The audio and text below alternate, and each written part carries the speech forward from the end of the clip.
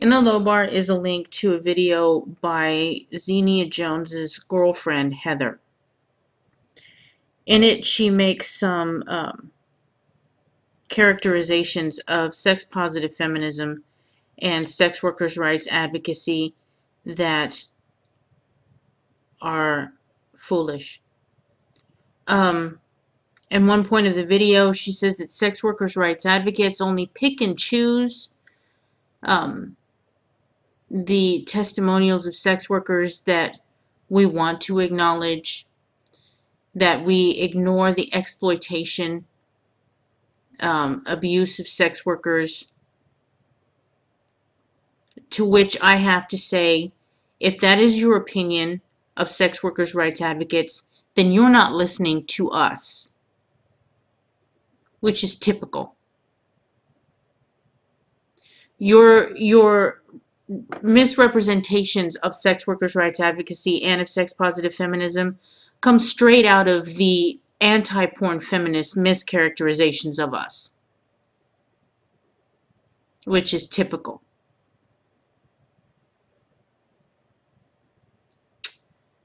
In the low bar, there are also links to Feminist Horse channel and Ye Old Heretics channel, as well as a response by Amyi, a very highly respected sex workers' rights advocate and sex worker. I suggest you watch it. I was going to mirror it on my video, but I'd rather her video get the views. Please go watch it. I, being one of the 3 YouTubers who uses their channel as a very strong venue for sex workers' rights advocacy, have never had Zinnia Jones or Heather comment on any one of my advocacy videos.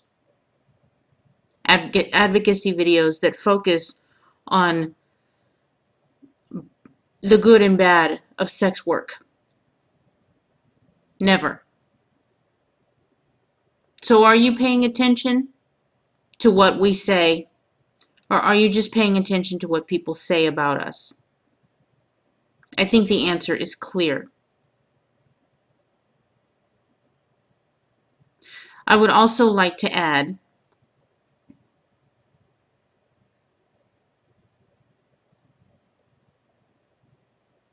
oh, my camera's not freaking out. I would also like to add that among the factions of feminism, the faction that speaks out most in defense of transgendered women and fights for including them within the movement are the sex-positive feminists that you think need to grow up. Often receiving much abuse from anti-porn and radical feminists because of it. You can ask any one of the transgendered women that follow my channel, at least, if this is true. But that would take dialoguing with some of the people that you're talking about some of the people you're talking about.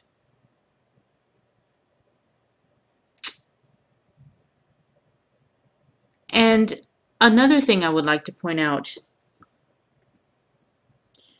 is, you know, we don't really have a problem with anti-porn feminists critiquing the sex industry so much as they have a problem with us critiquing the rescue industry. A rescue industry that often forces Jesus upon people in third world countries in exchange for food. Neocolonialism, I don't think, is a small and silly matter. I don't think the atheists of YouTube, if they actually paid attention to what we're saying, would take it lightly either. Because a lot of these sex workers have children or are pregnant. You never hear about the children, do you? Well, if they can get the sex workers off the street and get their children too, that's just more people they can indoctrinate. So this rescue industry is directly counter to the cause of secularism.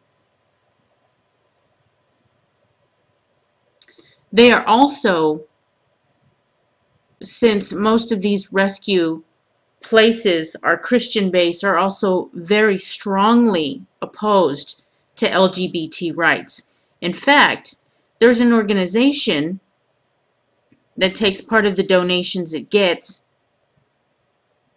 and uses them to take street kids off the street and then does these scripted role-playing exercises with them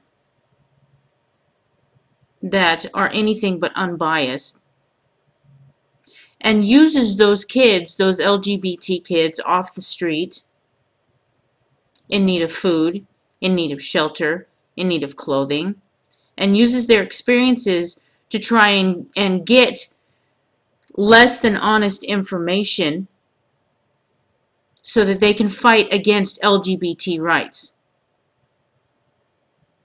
Nobody else is talking about this that I know of other than the sex workers' rights advocates and the sex-positive feminists. Ironically, one of these organizations is Love 146, an organization that Zinnia Jones participated in a blog TV event and helped raise $1,400 for. $1,400, part of which is going to go to conducting research on homeless LGBT youth to prove that people like Zinnia Jones are nothing more than a product of sexual abuse. Maybe if you had taken the words of sex-positive feminists a little more seriously, rather than listening to the mischaracterizations by our oppositions that we are not very serious, you could have avoided participating in that $1,400 mistake. Please see relevant links in the little bar.